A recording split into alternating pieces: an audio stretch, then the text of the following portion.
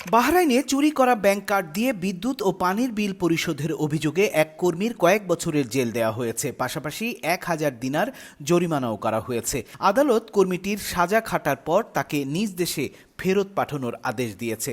The daily ট্রিবিউনের খবর থেকে জানা যায়, কর্মীটি একটি এশিয়ান রেস্টুরেন্টে চাকরি করত। তবে কর্মীটি কোন দেশের এবং রেস্টুরেন্টটি এশিয়ার কোন দেশি মালিকানার সেটি জানানো হয়নি। সাজা পাওয়া কর্মীটি এশিয়ার কোনো একটি দেশের কার্ড ব্যবহার করে বাহরাইনে তার নিজ বাসার বিদ্যুৎ ও পানির বিল দেওয়ার সময় জালিয়াতি করে অন্যের সিগনেচার নিজে দিচ্ছিল। সেই কার্ডটি চুরি গেছে বলে এশিয়ার একটি দেশে রিপোর্ট করা হয়েছিল।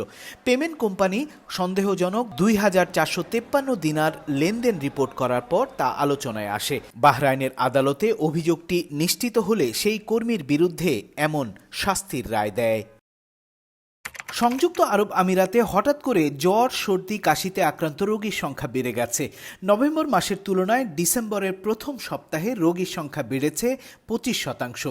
গালফ নিউজের খবরে বলা হয়েছে, আমিরাতের জাতীয় দিবস ঈদ উল ইত্তিহাদ উদযাপনের পরপরই গোটা আমিরাতে এসব রোগবালাইয়ের প্রকোপ বেড়েছে।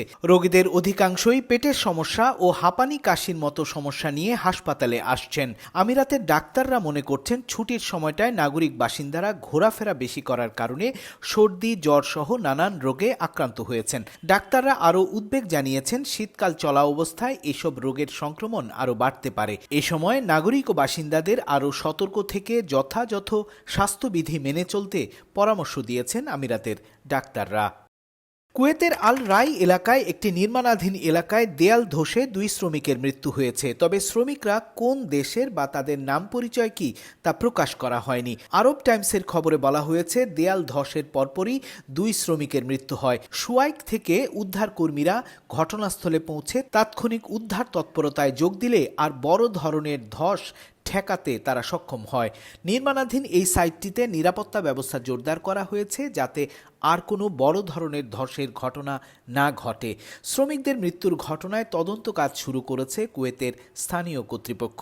কুয়েতের বৃষ্টির এই সময়টায় কর্মক্ষেত্রে দেশটিতে থাকা বাংলাদেশি কর্মী শ্রমিকদের সতর্ক থাকা উচিত বলে মনে করেন প্রবাসী বাংলাদেশিরা।